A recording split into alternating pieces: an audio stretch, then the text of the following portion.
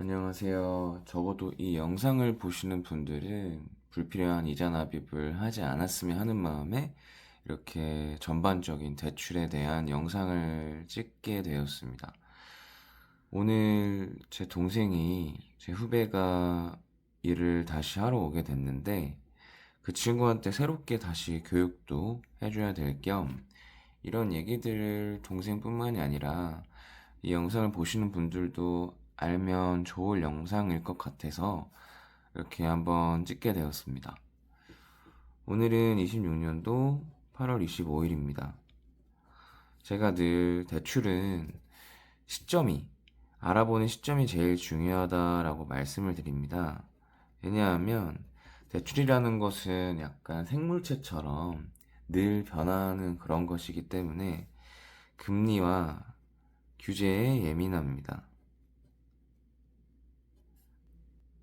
금리와 규제의 영향을 많이 받습니다.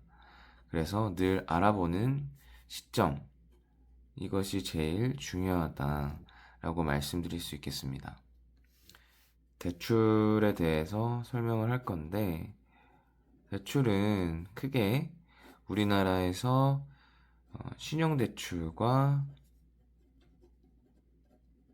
담보대출이 있습니다.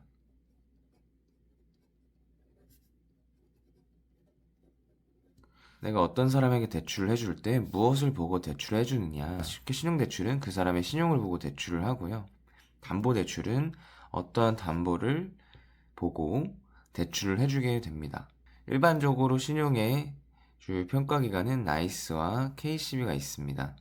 신용대출은 요즘에 온라인 핀테크 기업들이 많이 이제 건강보험료나 소득금액증명원을 국세청에서 스크래핑 해서 한 번에 쫙 알려주는 그런 형태로 많이 나와 있기 때문에 사람의 영역이 들어갈 수 있는 부분이 매우 적습니다. 뭐 네이버, 핀다, 토스, 카카오 한 번쯤 한도 조회하라고 마케팅 문자 많이 받아보셨을 거예요. 그리고 담보대출은 말 그대로 어떠한 담보를 잡을 수 있는 것이어야 되는데 담보는 부동산, 뭐 부동산 중에서도 차, 뭐 선박, 아파트. 담보대출도 어떠한 것을 보고 담보대출을 해주는데 저희가 다룰 영역은 부동산 담보대출입니다. 부동산은 요즘에 작년부터 벌써 규제가 3개나 나왔죠. 최근에 813까지 하면 거의 한 4개 정도 제가 기억하는 것만 그런데 25년도 6월 27일 그리고 9월 7일, 10월 5일, 15일 6년도는 8월 13일인 것 같은데 계속 규제들이 시시각각 바뀌면서 이 담보대출, 특히 부동산 담보대출을 알아보기가, 한 개인이 알아보기가 쉽지가 않습니다. 그래서 여기는 사람의 영역이 필요합니다. 제가 존재하는 이유기도 하고요. 도와줄 수 있고 문제를 해결해 줄 수 있는 여지가 아주 많다는 거죠.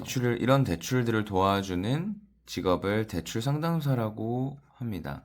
조금 생소한 직업이긴 합니다만 우리가 부동산에서 어떤 집을 매매하거나 전세로 들어갈 때 올 현금으로만 들어가지 않는데 그런 것들에 대한 레버리지를 도와주는 역할을 하게 됩니다. 요즘에 부동산도 이런 핀테크 기업들이 많이 들어오고 있다 보니까 이제 이 대출 상담사 자리가 많이 주는 듯한 느낌이 들어도 계속 이런 시시각각 이재명 정부에서의 이런 규제들 때문에 꼭 상담을 받아보고 알아보시는 것이 좋습니다. 그래서 부동산 대출은 크게 가계 대출 그리고 사업자 대출이 있습니다. 이 가계 대출의 가짜가 집 가짜입니다. 집에 생활에 필요한 대출을 말하는데요. 뭐, 예를 들어서 대표적인 것이 매매 잔금이 있습니다. 우리가 흔히 아파트를 구매하거나 분양을 받고 이제 잔금을 치를 때 받는 대출인데요. 그리고 두 번째로는 전세 대출, 그리고 세 번째로는 생활 안정자금 대출. 생활 안정자금 대출은 말 그대로 이제 이 생활에 대한 안정을 위한 자금이라고 보시면 됩니다. 예를 들어서 병원비가 있을 수 있겠고요. 두 번째로는 자녀, 결혼비, 유학 이런 것들이 있을 수 있고 뭐 주식, 뭐 등등 기타 여러 가지 생활을 안정하기 위해서 받는 대출이라고 보시면 됩니다.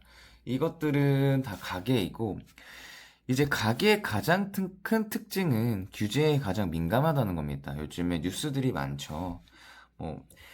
가계대출 26년도에 이제 1.5% 전년도 대비 1.5%로 제한하겠다. 근데 하반기에는 3.0%로 다시 좀 늘리겠다. 이런 말들이 있습니다.